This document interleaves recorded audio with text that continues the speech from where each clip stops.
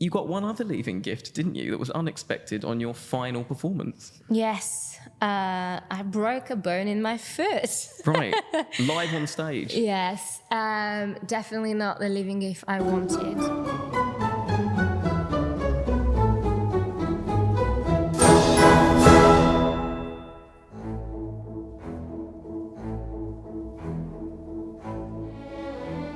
Welcome everybody to the very first Ballet Nights Podcast, episode 1. Today's guest is a former principal of Scottish Ballet. They are the 2022 Best Classical Female Award winner at the National Dance Awards. They are the co-director of the Ballet Grand Prix Scotland and now working in TV for a leading streaming service. And I'd like to add one of the original performers at the concept launch of Ballet Nights in October 2021. Welcome to the show, Constance Devernay-Laurence. Thank you. And for those of us with keen ears, people may have guessed that you are, in fact, my wife. I am. Yeah, too confident about it. No, I feel like there's a really important reason why you're here on the very first episode, which is because without you, there wouldn't be a Ballet Nights. And I feel like we can get into why as we go. But let's go back to 2020. And the moment you found out that your dream role, which was the return of David Dawson Swan Lake, was unfortunately going to be cancelled until further notice. Yeah, I mean, it was really devastating. And I think at that time, no one knew what was going on. I was really naive. And I thought, it's okay, it's going to be like a 2 weeks delay, 2 week stop. Yeah. And then we'll start again. And I remember running up and down my stairs, because we live on the attic flat, so that was useful. Running up and down, trying to keep fit, putting my poncho in the living room, thinking, okay, 2 weeks, I can do this. Going back into it, I'll be fine. And then it was like, 3 weeks, 4 weeks. And then after a while, I stopped Zooming Barnaby, who was my partner at the time, a dance partner. Forcing him to rehearse. No, yeah, literally, like, we need to rehearse this. Let's check the arms. Yeah. Do you know, I'd forgotten that, because obviously I was there for all of that. We were living through the pandemic together. You were running up and down the stairs. I was. Which I remember upset the neighbours, because I remember there was is this safe that she's running? But yeah, we do live in an attic at the moment, although we're making the move to London. But going back again to 2021, what is it about that particular production, that David Dawson work, that the title role in Swan Lake? What was it about that particular show that really connected you to the idea that if this isn't going to happen, I don't know what's next, basically? It's a very sentimental role for me, for like 2 reasons. One was because when I was at school, they said I was an Odette, and that like shook me, because when you're young, Swan Lake is everything. So I was sorry, time out though. So they said that at school. So yeah, not in a mean way. Just like we had to pick solos for assessment, and I wanted to do Odette or Odile, right. And they were like, no, because you're not an Odette, and I was like, I see. So that's number one, because then I was like, I am Odette. I'm going to prove you I'm an Odette. Well, you were Odette as well. Yeah. So for the listeners out there that don't know, and the viewers, we'd obviously performed this in 2016. I think so, yes. And it was the role that made you principal. So yeah. I guess what is it about the re-up of the production, getting to do it again, that you were looking forward to? Well, exactly. I think it's when we did it the first time, I was soloist, so I was also doing all my core roles and soloist roles, and I was second cast Odette, and I was really looking forward to just focusing on this. And I love going back to roles that I've done before, because I was a lot more mature. I'd been a principal for a couple more years, so I had a bit more experience. So I was so looking forward to be able to do what I couldn't do the first time, and surprise myself. And as always, I want to do better than I think I can. So that was an inner challenge in me. And I was I love David's work. It's something that pushes you to the boundaries. It pushes you to your limit as an artist. It makes you a better dancer. It made me a better dancer. And I just wanted to go through this again, to, improve again, to be a new dancer that I didn't know I could be. So when that all didn't happen, in a way, it was like taking a step back in my career. I was like, no, I just want to keep going up the ladder. Yeah. So yeah, it was hard, but Ballet Nights happened. Well, yeah, well, let's not skip ahead. No. I think it's important for the listeners, for the audience to understand that this is a very true story, and it's one of those stories that you look back on and it's kind of storybook in a way. I obviously then said to you, I think it was week 4 or 5, when I then said to you, upon the news of the cancellation, I will put you on stage in Swan Lake, which for those listening was an absolutely crazy thing to say. At that point, I'd maybe made a few choreographies, and I was always self-producing in the sense that I would make the costumes, or I would sort the props out, get very into the lighting, but I'd never produced a full show at that point. And I think that was probably 8 months or so before Ballet Nights ended up premiering. So fast forwarding to about, I think we had 2 months before the idea to show. So about 6 months later, I was with a very good friend of mine, Henry, and we were talking about shows that we would want to put on. And I described my ideal show. And the first thing I did was email David saying, I think I actually just said the truth. I said, Constance is absolutely devastated that she won't get to dance this role. Would you be open to us performing a solo from Swan Lake? And that's when he gave his gift. So the next bit in the story, which was a real gift, which was, well, why don't you just do the whole Grand Pas de Deux? I remember going from that to finding you to tell you that, and I think it was still unbelievable right at that time. Yeah, I mean, I was like, yes, 100%. Tomorrow, let's go. It was amazing, and it is a gift because to take it out of this context of the full show, and to have David trust you and me and Barnaby into showing it to London, which hadn't been done. It gave me a boost of confidence, and I just I wanted to do it amazingly for him to prove him that he made the right choice in giving it to you.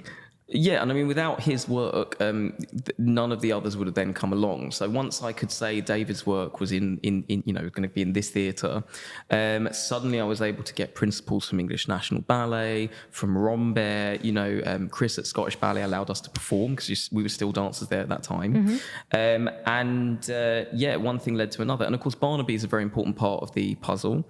And Barnaby's contribution to the show was obviously immense in the role itself, but he had quite an important announcement to make that night, which was he'd just had a baby. Well, Diana had, and he decided to make that the show where he made it clear that was it for him with Scottish Ballet, and I think he may be coming back to dancing maybe sooner rather than later. Who knows? But that was a big moment for the audience. And for me as well, because I remember it was so many emotions. Like suddenly I'm on stage in the costume, the music started, doing the pas de deux here, and you were presenting. So there were so many things happening. And then when he said, "Oh, this is the last time," and actually we hadn't done the full show. We hadn't only rehearsed it in the studio. Yeah. So I'm glad he got to have that test of it. And it was probably around here when we bowed, and a little tear just went down my cheek, and we had a big puddle over there. I think there was more than one tear. And the audience was on their feet. And I think the other thing is, the team at Scottish Ballet, Ollie Rideout, their rehearsal director, he took the piece and took it from 2 people that were still, at that time we were still isolating here and there. And there was a lot of rules. All our rehearsal footage was in masks, and he took the piece to a place where it could be performed on stage. And I guess I never got a last show on stage. I never got a big curtain call at the end. And at that time, you weren't sure what was going to happen. I mean, none of us were. None of us knew. No, none of us. It was good. It was amazing to be in front of an audience again. They were on their feet. And, it was just good to feel like we were doing what we'd been doing and to feel alive again, to be dancing again. It was just like, oh, finally, are we back? But again, it was still a question mark. Are we back? Yeah, I mean, as a principal dancer, I guess you have a very different relationship with many choreographers who create on you. But with David in particular, he feels, he's someone that can really help steer the next steps for you. What is it about, David? How does it feel to have a choreographer like that who really sees you in his roles and is going to great lengths to make that happen for you? I mean, it's amazing. It's so empowering because it just gives you that boost of confidence. And that's why I was saying, like, he makes you a better dancer, because if he's in the studio with you and he runs around with you and he's so active with you doing a solo, doing a pas de deux, and he just gives you that energy that you do more than you thought you could do.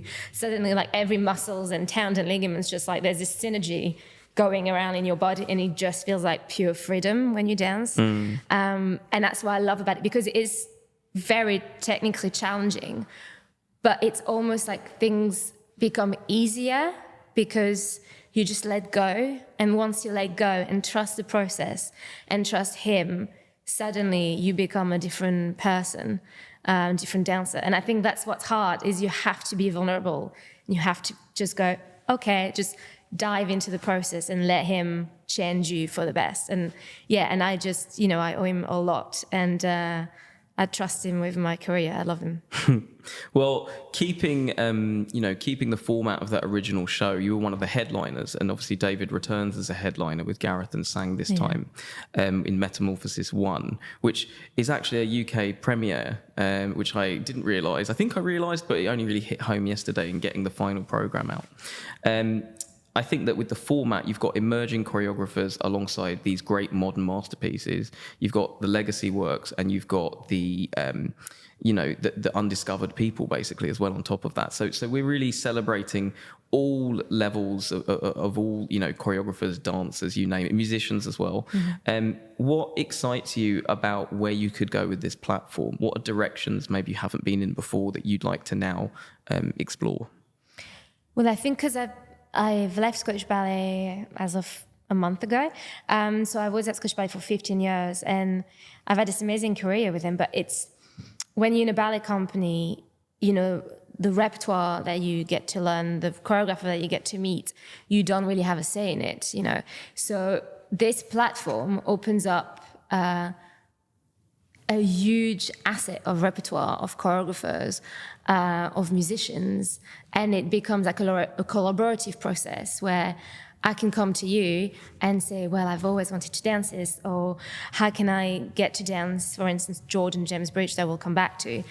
So it's an amazing platform for artists, because I can now think for myself and say, actually, I think I want to learn about this, I want to try this, or I know I'm really good at this, but I've done a lot of this, so maybe I'll try and do a bit more of that. And I think as an artist, it just helps us grow, and we just get to learn who we are. But also it gives the audience, a real picture of who we are as people. Yeah, I mean, it's probably quite unusual to have a husband and wife on a podcast. I don't know, maybe I need to listen to more podcasts, but there's also another star player in family life, isn't there? And that is the very famous Apollo the cat, which Yes. we bought during lockdown, and it's a lockdown baby. Our baby. Your cat, our cat, but sometimes your cat has to travel with you everywhere, isn't that right? Yes. Where's he been recently? Paris. There we go. He has his French passport. Okay. Well, European passport. I don't have a French passport yet, but the cat's, free race, Schengen friendly. First thing. Yes, well, we had him in lockdown. I think it was, can I say the story? When we were shopping in Sainsbury and Yes. Suddenly I got a text. Other shops are All the available. shops, Yeah. Sorry. We almost had like a full trolley, and I got this message from the breeder who said, oh, by the way, I have one last male available. It's a little bit early, but I know they're shutting the roads because of the lockdown tonight. So if you want to come, you have to come now. And we did. So we 6-hour return just trip. Left the trolley and Full of food. And went not the best, yeah. Went to another shop. I'm not going to say the brand this time. Bought food, litter, and we drove to Preston. Oh, no, I think you can say Pets at Home. Pets at Home. I don't know if there's anywhere else, to be honest. And we drove to Preston and got little furball. He was like 800 grams. And yeah, he's a real baby, and I love him. And he has to come with me because he's like my mascot now. And I can't leave him behind.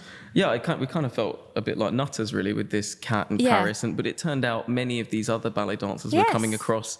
They're travelling with cats, dogs, budgies. Yes. Not that unusual. What was it like winning at the National Dance Awards about 3-4 weeks ago? Well, it was amazing. Being nominated is already amazing. It was my second nomination, and I was, every category has got amazing, incredible artists, and when I was nominated, against with Marinella. Battle of the Ballerinas. Who's like my one-time hero. You don't expect to win. I didn't. And it kind of, I don't want to say closed my chapter at Scottish Ballet because I don't think that can ever be closed, but I think it's celebrated the time I had in the company in the best way possible. It's amazing that your work as an artist is celebrated by, the best critics in the dance world. So that's, obviously an amazing feeling. And it motivates me to keep going, and it just reminds me that, there's a hard time, but there's also a good time. So it just keeps pushing me forward and giving me motivation. Well, there are hard times, aren't there? And so you left Scottish Ballet sometime in June, early June, I would say. 7th. And you were leaving a 15-year career, as you said, at Scottish Ballet. You're making the move to a new arena, which is Screen. Yeah. And of course, you had your leaving party and your leaving gift from Dan at Darren Hall, custom jewellery just for you. So, I mean, in Glasgow, you're really beloved. In Scotland, you're really beloved. There's a lot of kids looking at you as what a ballerina can be. There's a lot of people in Tesco that sometimes would stop us to talk to you about Cinderella, at 10 p.m. when we're doing a late shop because we mistimed it after a rehearsal. But you got one other leaving gift, didn't you, that was unexpected on your final performance? Yes. I broke a bone in my foot. Right. Live on stage. Yes. Definitely not the leaving gift I wanted. Because I was meant to finish my career with Scottish Ballet on an American tour. The first venue was Nashville, and we were meant to go to Washington and Charleston, and on show number 2 for me in Nashville, right at the beginning of the Crucible, into a slide. My foot didn't quite slide along the floor. What did it do? It just kind of bent. Yeah, in half. I don't know if Darcy could do it, probably not. And Darcy can do anything. Darcy can do anything, but I mean this bony Darcy. Yeah. Yes, and I had a crack, and you know when you know, and I was Well, I don't know. So I'm just sorry. It's good when you don't know, but when you know, and I knew it was bad. I carried on. Did you hear? I carried on into what leads into my solo with Helen Pickett, with a couple of adaptations to the improvising solo, with your leg just hanging off. Because I only had one foot that was working, and that, at that point I naturally go off stage for a quick change, and people knew something had gone wrong. Where was this? Which theatre was this? It was, I think, what's called the T-Pack Theatre in Nashville. Right, okay. So for our American listeners, they probably know that theatre. And so the curtain rushes in. Yeah, the curtain rush in. What happens next? I thought, no, it's actually not bad. It's not that bad. Determined as I am, as I walked to my dressing room thinking, it's going to be okay. I just missed one show. I'll catch up the end of the tour. Yeah. And then I lay down and keep my foot up. You do the ice and all that. And then as I tried to pick up to go, let's go and check at the hospital, this fainting feeling came on me, and I was like, it's bad. I mean, I wish I could have been there, but in spirit I kind of wasn't I? So how I found out about this was I got a text saying it's all over, but I didn't read the text first. The first thing that happened is the lights came on in the bedroom. Yes. To which I started shouting out, "Oh, wonderful cat." I mean, very nicely shouting, but I was like, "Apollo, stop stepping on the button." And then they came on a second time, and I think I just had that psychic moment of and I remember reading the text, "It's all over," which is a very descriptive message telling me exactly what's happened in a foreign country. Great. Time difference. I was actually with my head of marketing. Yes. He was in the other bedroom, and we were on Ballet Nights, James Tuke, me and him were planning how this all launches. Yes. But we had to sort of pivot left and do a big Excel spreadsheet of all the possibilities, how you were going to manage it. Because I think for us, we were like, before you get on the plane, you need to know what all the eventualities are. So that's how I found out about it. And I guess the next step is you went to a very exciting American hospital. Yes. And I got 4 different diagnostics. which none of them were correct.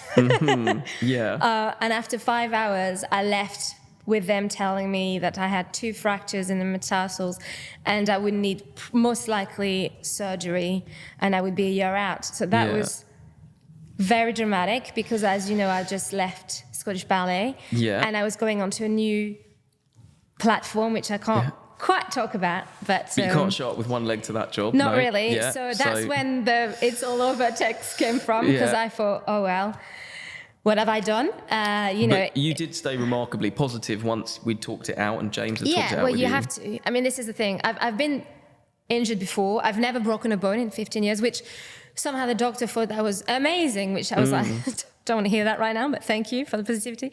That's how we kind of first met in a way, because we danced together, obviously, but one of the first things that happened is I think you'd done something to an ankle. I fell. In Cinderella, Yes. right? Ashley Page's Spring. Cinderella. Yeah, and Ashley was like, carry her up the stairs. So I had to carry you. And I remember also after the stairs there was a lift. So there was just me, you and Ashley Page in a lift with you crying. It was in Belfast. Me feeling so lucky to be... I was in Belfast. Yeah. Me to be holding this incredible ballerina in my arms, who I kind of knew at that time, something's going to happen here. This is going to be my wife.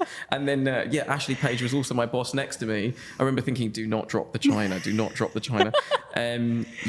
So... Okay. But that was okay. That ended up just being a bruise. But well, I mean, let's talk about that. So where are we now? Well, with injury, we're in heels. We're in, heels. It's fine. It's doing really well. It turns out it is a fracture, but it's apparently the best place to fracture your foot if you're meant to do one.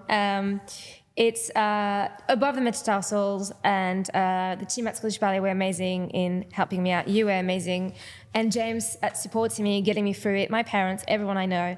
The whole of Scotland kind of I made sure that everyone and their aunt knew what was happening. And I remember Scottish Ballet had a great solution in place for when you landed. I had about 10 others just in case ready to go. But we didn't know what was going to come off the plane, really, if I'm honest. So one of my favourite memories, and because this is a podcast, I think we can talk about it, is you arriving in the chair and then pushing you. And then he said to you, do you want some help with that? And we'll get you to the car. And you said, no. And you got up with the crutches. And you like Chris Akabusi, but with crutches, sprinted straight to the car, and I couldn't keep up with you with the luggage. So I think your determination is one of the things that... Always. I mean, you were known as the machine at Scottish Ballet. Well, machines do break. But, there you go.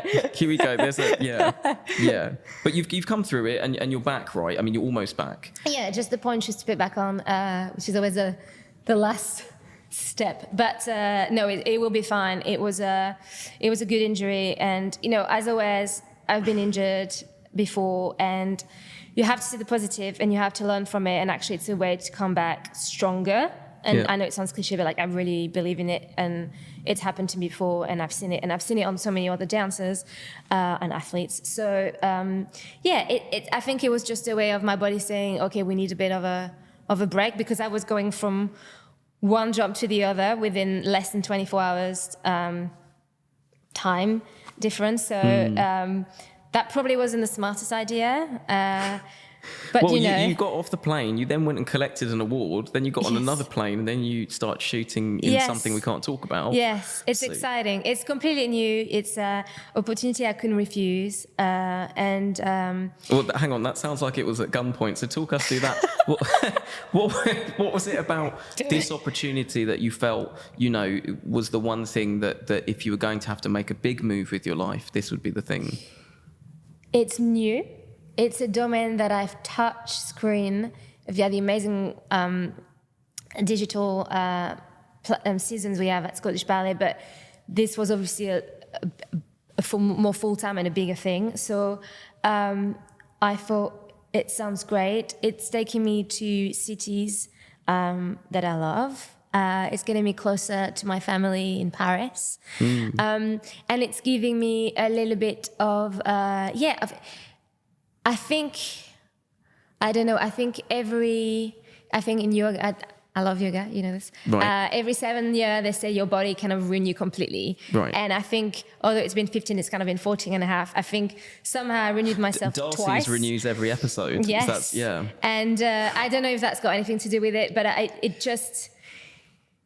can't really say what made me do it. I just had the gut feeling, and I've always had gut feelings, and I had my gut feeling when I moved from my home to go to the south of France into half-time training in Cannes. I had the gut feeling when I moved from Cannes to London to join English National Ballet School. I got gut feeling when I got my job at Scottish Ballet. And that was definitely gut feeling when I met you. There was no prompting there. But this was another, and I hadn't had that in a long time.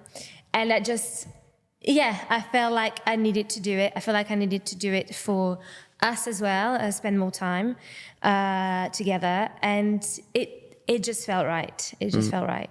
I think, one of the things with the ballet company is it's a family, and there are some stabilities it can offer you. So what your programming is or might be for the next 1 to 2 years. Sometimes for some companies, right up to 5 years. I think when you're working in TV, when you're working in film, when you're working on screen, and we both got to taste this with the the Secret Theatre that we did with Scottish Ballet.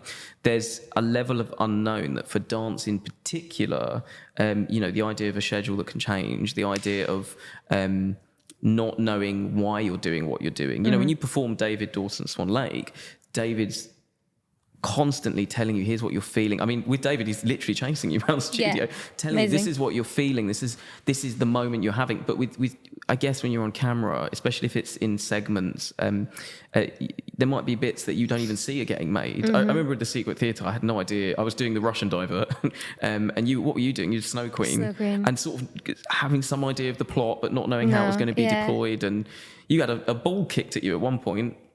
Ah, yes. Yeah. And I'm dying, melt into this that was cool. That's my favourite shot. I put it in the leaving video and just repeated it. I used my video edit, stuck like that for 5 minutes. But I think there's a level of unknowns that we need to become comfortable with. And with Ballet Nights, to bring it finally to where we're headed, there's a lot of new. This podcast in itself is something that maybe hasn't happened in this format very often. The behind the scenes, the way it's shot using Arctic Zoo's video team, down on camera. It's. But that's what's exciting, isn't it? When it's new. I wonder for you, what are the other new experiences? So we know about we know something about screen. What other places are you thinking about with dance, especially in mind? You've got the Grand Prix Scotland, etc. Yes. I think. Obviously, my real passion is dancing, but I think my second passion is coaching and teaching. And I don't think I would ever leave the world of dance or fitness or athleticism and arts, because I want to be able to give back and inspire the next generation of dancers, but also, people that just want to do it for fun, adults, all ages. And I think that's why I want to go towards next, while still dancing, while still being on screen. I want to be able to inspire people. I want to be able to teach them, coach them, and transfer my knowledge, what I've learned. And actually, teaching makes you a much better dancer. I've realized that. I didn't know this. But I started teaching, and especially when you teach younger people, or when you go to a more beginner level, there's things you've forgotten that you learn at the age of 10, 11, 12. And actually by teaching it again, you go, I should probably start doing this as well. So, it sort of reteaches you what the basis were. And also it's very inspiring for them, but inspiring for me, because I remember why I started. I remember why I love it, and there's nothing better than seeing a dancer improve in your class or while coaching in a solo. It's so rewarding as a person, and it gives me, again, I think it's, once I stop the stage, I think that's the next feeling I'll get, that sort of next... Do you mean if you stop the stage? Yeah. I think Alessandra Ferry's setting a new precedent there. Yes. Between her and Sylvie Guillaume, I think I don't know when the end will be. But I don't think there is an end. I agree. There shouldn't be an end, I'm behind that message 100%. Yeah. Although I'm currently on ice for the time being. I mean, speaking of transferring experiences in less of a teaching way, I guess, you were at the very first Ballet Nights, so there's two very exciting experiences there. There's the electric atmosphere backstage, because all these artists are brought together, which in itself is a real melting pot of, maybe I could dance your work, and I like how they move. But also you've got an audience. You will not see dance closer than this. Your feet are on the stage, as I say. you've done it once before, unlike many of our new acts. What is the experience like when you can not just see the faces of who's watching, but feel their reactions, almost feel the breath with some of them literally within a meter of you? I love it. I think I dance for the audience, and that connection you have with the audience, there's definitely shows where you don't know why it was so smooth and you can't really explain it. It's like all the synergies just link and it just flows. And with this theatre, what's amazing is that you get to really grasp them, and you bring them with literally on stage with you. And if it's something funny, you can hear it. You can hear their breath. They can hear your breath. They probably the front one might get a bit of sweat from a dancer if they're lucky. No, there is. We'll have to create a sweat barrier, maybe complaints. No, but that's amazing. But so there is that. It's like a relationship. It's like it's like a first meeting where, because also every show is different because it's live. So they will never be able, you can never reproduce exactly the same show. And that sort of connection with the audience it's just once in a lifetime. It's being present in a moment. And that's something that, everyone's talking about today. You have to be in the moment, you have to be present. And that's the show. Well, I'm excited because it's something I really miss. Like one of the things, do you miss being on stage? I think that's such a simple question. If you really break it down, it's different elements. Like, do I miss doing 100 shows plus of the same production? Sometimes, not really. But, one of the things I do really miss is no one else can have this moment. I think one of the most special performances I did was in Christopher Hampson's Rite of Spring, which of course was 45 minutes of me, which I loved. Obviously, there were a couple of other dancers on stage. I was also there. You were there. There you go. Yeah, I forgot. No, but no one else will ever have that moment. And I think with Ballet Nights, to give that ownership to the audience as well, they'll have these moments. They were there when Barnaby decided to announce that he's calling time on his current, place where he's dancing and his position as principal. Other things like new commissions, introducing the audience to maybe those choreographers who aren't being seen in the traditional circles. Maybe they're not quite conforming or fitting in the models, the different channels to get there. I mean, I've always felt like one of them. But now with this platform, the questions are open. And I think with you, for example, you've been dancing Scottish Ballet's repertoire.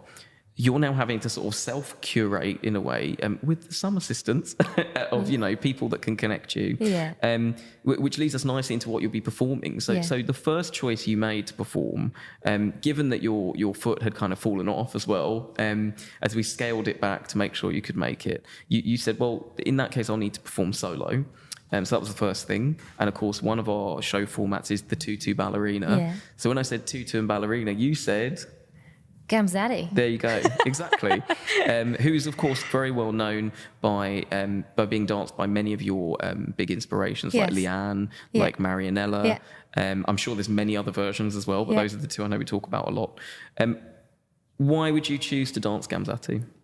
It goes back to when I was younger. I went to see Bayadère at Paris Opera, and I loved the costume. I loved color, the vibrance of the color, and I was so inspired by it. And I was inspired by the fact that it was two strong female leading roles, so Nikia and Gamzatti, and I love the contrast of the two roles. And I actually remember thinking, God, I wonder, when you're a child and you imagine yourself in the position that the things you're watching, and I kind of was like, I wonder which one I would suit best. And I was like, I want to do both.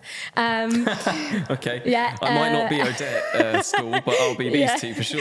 And actually, Nikia's solo was my graduation performance at English National Ballet School. I have actually a funny story about this, but maybe I think we should tell the story. Okay. Hit us with it.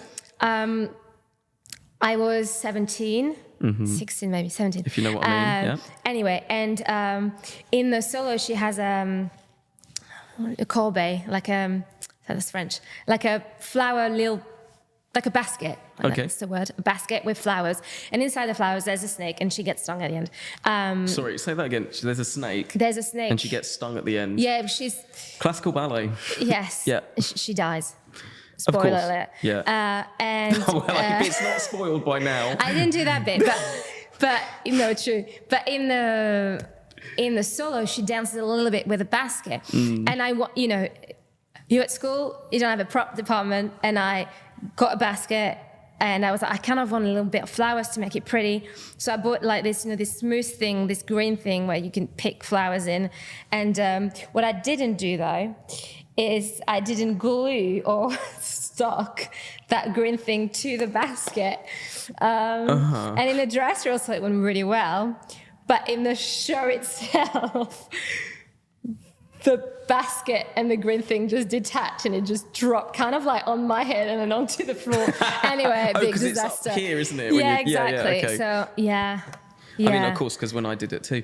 I mean, it's funny, isn't it, ballet stories? Because I don't know if our audience that's new to this is probably thinking, what's she talking about, basket? No, but I know they did film it, and I'm like, oh my God. Oh, really? And I wonder if I should ask the school this now, because I'm going to back to Dan, teach the video there. producer's going to need to start showing these things on the telly. I wonder if I could, I just thought maybe they'll use it as like the next year is like, okay, so this is what you're not going to do. Make sure your props are correct.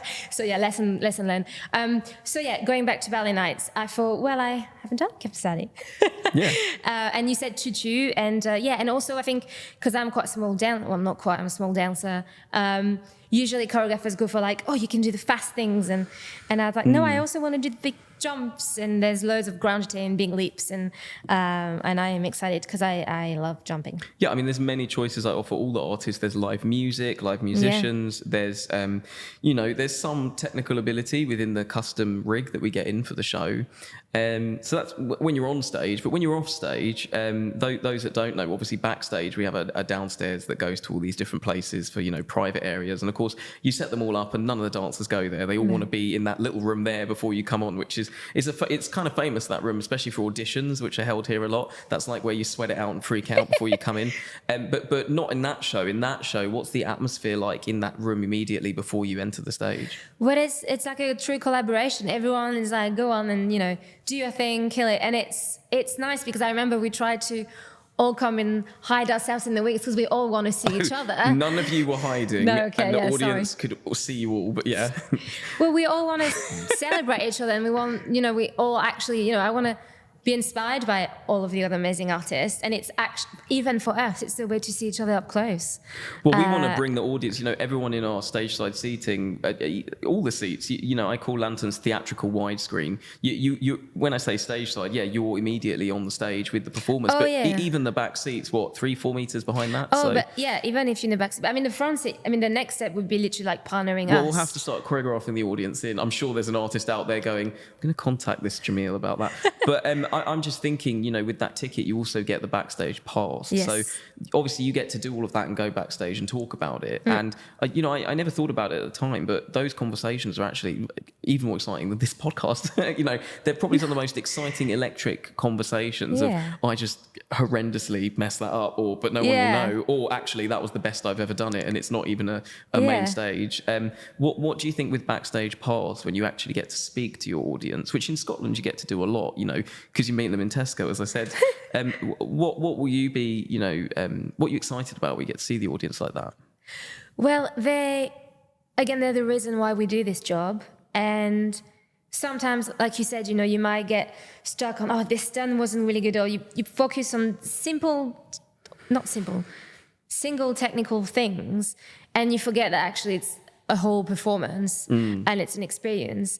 And sometimes when you meet the audience afterwards, they tell you the smallest of things that, made them love it or inspire them, and something you didn't think about. And actually it just brings you back to like earth, and just you remember why it's okay, we're all human, and you remember why you're doing it. It's because you were able to give them something, you were able to inspire them, you're able to make them feel something. And when you hear that back, it's magic. I've realised I'm looking forward to this podcast to seeing all these stories of things that have gone wrong. I think this is kind of the sort of Jeremy Beadle, what was that show? You've Been Framed. I'm looking forward to the You've Been Framed of this. I won't be talking about any of mine, accidentally improving an entire Crystal Pite solo. But just going on to some of the other things, just touching on those that you do.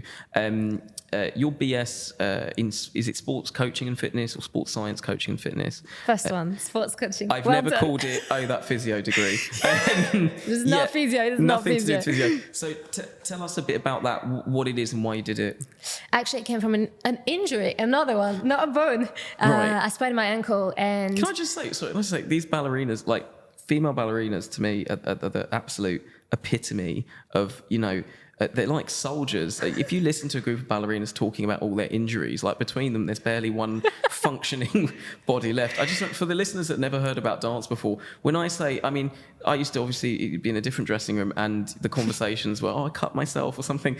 In the ballerina's dressing room, some of the things you guys do, from losing toenails to breaking toes to you've had some massive concussion, like you name it, all these things have happened.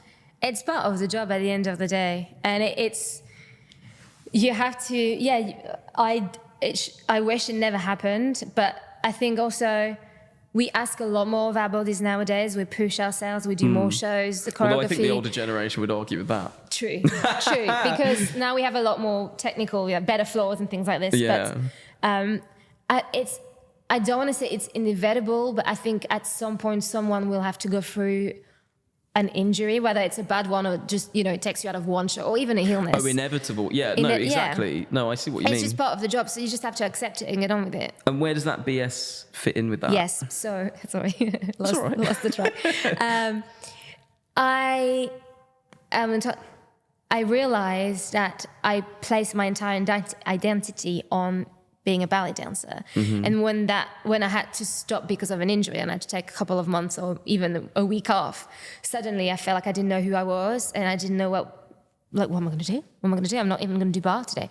And that's when something clicked in me and I was like, oh, this is not good. A good click this time. Yes, a good click.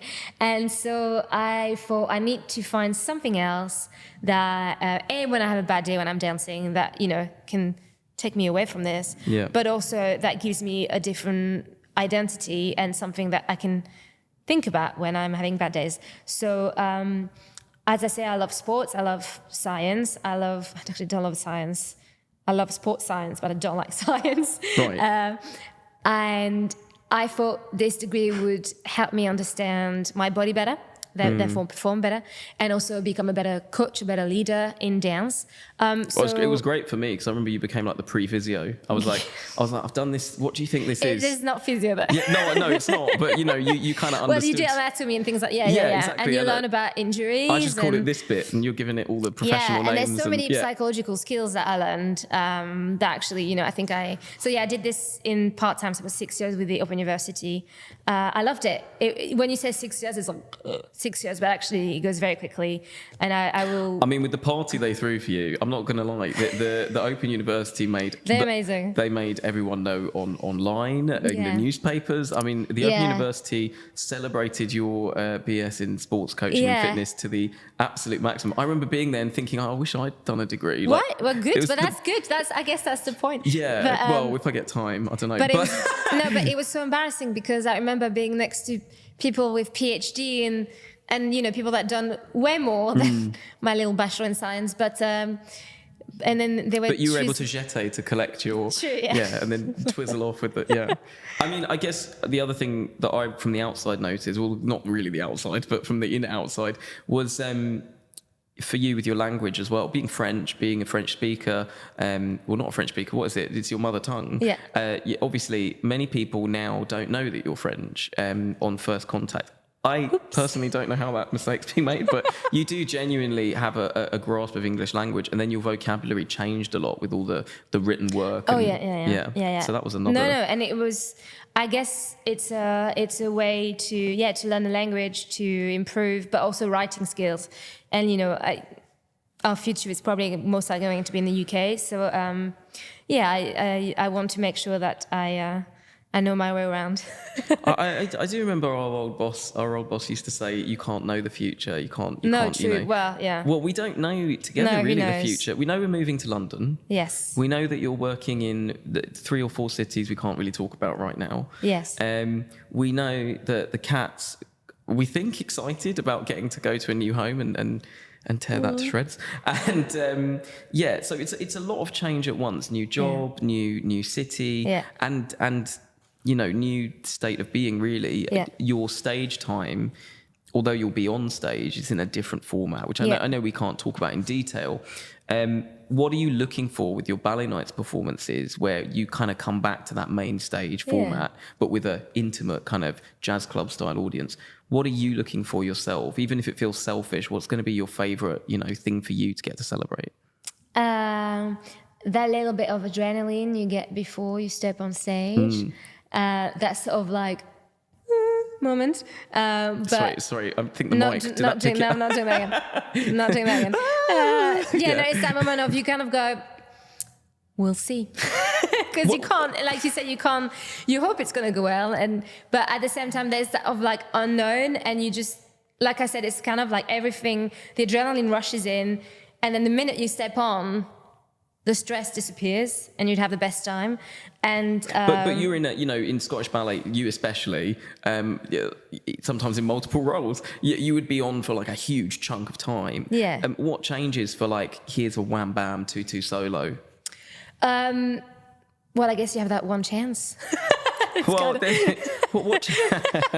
it's actually a lot of pressure. I don't know. It's a lot of pressure. No, it's like your warm up. Does it change because you've not got to make it through? Obviously, I guess a little bit. I think with longer ballets, you can sort of ease yourself into it, unless the first thing you do is huge. But I think with a solo like this, especially taking out its context, it starts with like massive jumps. So I'm probably going to be running up and down the stairs. It's a theme. Okay, well those stairs are pretty dodgy, but okay. Okay, maybe not then. Just to make sure I'm... They've got that gap. I don't want you to slip through. Very small. Oh, done. That the heart's already pumped up before I'm on. So it's like a sprint, is it, versus a marathon? Yeah, exactly. I see. I didn't do a BS in sports coaching and fitness. But what's your favourite? What's your favourite bit about the stage that you're not going to get with the screen? What will you miss about more regular stage performances? I guess that sort of proximity with the audience, that relationship with an audience, the live aspect, They'll have to bring you in people to applaud, just to, Well, saying that, they do applaud, but different people. But no, I guess there's the live element of unknown. It's kind of like, it's stressful because it's a one time only. And then there's another show, but Oh, there's going to be a lot of shows. You can't delete. You can't delete and take it again and do. Okay, take two. That was it. That was the one take. So that's exciting in a way, even though it's a bit scary. Yeah, it works against the fact again. It's that one experience that you can only have in that moment. Yeah. And if if Ballet Nights could bring you one choreographer for the future, whether it's a pas de deux, whether it's a solo, whether it's maybe even a bigger work, who would that one choreographer be that we could bring you? Oh no, because there's so many. Can't pick one. Choose one. No, if you had to choose one though, if we could bring you anybody, but in the it'll be Jordan that's happening. So that's brilliant. David, I always want to because David Dawson. Because is that the choice? Was there another? Oh no! Yeah. Yes. Okay. It's the choice. If there was a second one. Wayne. Wayne McGregor. Yes. Okay, interesting. Wayne McGregor, we would like you in our show. Constance says, there you go. Okay, well, it's now time to move on to our 6 random questions to celebrate our 6 opening shows. Okay. Are you ready? I'm ready. Sponsored by today. No one. Okay, here we go. Apollo. So let's choose 3 each. Here we go. Okay. Well, as the host, I think you should ask yourself the question. Here we go. What's the first thing you do when you wake up in the morning? Let me answer that for you. What is the first thing you do when you wake up in the morning, Constance? Kiss my husband. Is it kiss my husband? No. Who do you kiss in the morning when you wake up, Constance? Depends.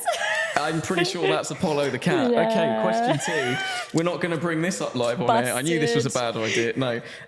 Okay. Oh, if you could instantly learn any foreign language, which one would you pick? Italian. Oh, that was a very quick answer. Yeah. Why Italian? I love the language. I love the food. I love the country. I don't know. I love it all. Oh, well, I think we need to get sponsored by Italy then. It sounds like Italy is the way. Yes, Italian, yeah. Oh, okay. And we've never been to Italy. Yeah, we have. Venice. Does that count? Yeah. Oh, I thought it was his own nation state or something. No. Okay, more Italy. More Italy. Yeah, you heard it here. You heard it here first. It's like I promised.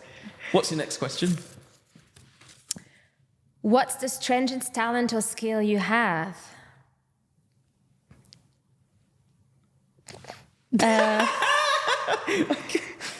What is the strangest talent? I can do something weird Yeah. with my little thing.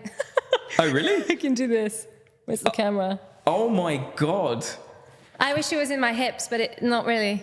I actually knew nothing about that. Okay. Yeah, because it ain't singing. Okay, so if you could trade places with any celebrity for a day, who would it be? What a timely question. As in places, as in jobs, or as in like... No, as in you'd become... I I'd don't become know. them. I'd become basically... I'd become Meryl Streep, basically. Good one. It's not my question, though. Any celebrities. Any celebrity other than me. That's hard. There's so many. Can we go back in the past? Or not really? Yeah. Any celebrity ever, whether they're a film star, pop star. I'd like to be like Brigitte Bardot in Saint-Tropez, like in her prime. I knew you were going to say that. I was waiting for that to come out. I mean, we've been to Saint-Tropez and Yeah. we've been to the Brigitte Bardot Museum and we've been there, twice, 3 times, and we've got the pictures. And yeah, I mean, that's the person, isn't it, really? Yeah, she's amazing. She is amazing. She's animal welfare. Okay, and you're quite animal welfare too, I aren't am. you? Cool. Is it me or is it you? It's me. Okay. We've already answered this. If you could have an animal as a pet, what would you choose? Okay, if you could have another animal as a pet, what would you choose? But I always thought I was a dog person until we got Apollo. Mm-hmm. Now I think I'm a cat person. I don't think he would want a dog, but I would like a dog. Well, he doesn't want anyone because he's the king No, of his he's the castle, king, isn't he, yeah. really? Cool, okay. And then your final question. Oh, this is a good one. If you could live in any fictional world, which one would you choose and why? Skyrim. Skyrim. Yes. Skyrim, the video game. Yes. Okay, you heard it That's here first. fictional. It's definitely Yeah. fictional. It's definitely a video game. How did Skyrim come about, Constance? Tell us. Were you playing it a lot? Yeah, living in it. Yes. And we were first few months we were living together, and I just was like, "What's this?" And you're like, "It's a video game," and that's so dragon. I was like, and- I'm with the elves now. And I was like, "Oh, can I try? Can I create a character?" Thinking like I was going to play The Sims, Yeah. and then I played a lot of hours. Yeah, I think you can play 400 hours of Skyrim and still kind of be an amateur. And you managed 80, which is probably, I would guess, probably average playtime for the first release. I mean, there was a second release, Well, a where third is release. the next one? We're still waiting. Where is the next? We are still waiting. Yeah, so there we go. You heard it here first. Bethesda, this ballerina likes to game. Okay, brilliant. So, it's been wonderful to have you on our launch podcast. You were one of our launch headliners. And before we send you off onto many more exciting adventures, we can see you in Ballet Nights 1 in Gamzatti. Yes. From Le Bayadere. Yes. And we can also see you in Ballet Nights 2 dancing a new work and a new commission by Jordan James Bridge, who will be on the show next week or month. We haven't really decided the release schedule. Probably should have thought of that first. Podcast too. Podcast life. Just keep it chill. Where can our audience go to find out more about you? What are your socials? Have you got a website we can visit? I do. Website www.constancedevernay.com. I think. So that was www.constancedevernay.com. Yes. Cool. Sorry, we did it before we got married, so the Lawrence isn't in there. I forgive you. And for socials? Instagram at instacoco16. I have Twitter, but I don't know my... Constance Devernay. Probably. I don't have TikTok. Well, you're quite Sorry. business-like. You do have a LinkedIn. I do have a LinkedIn. You can That's find just Constance on LinkedIn. Devernay-Laurence. There you go.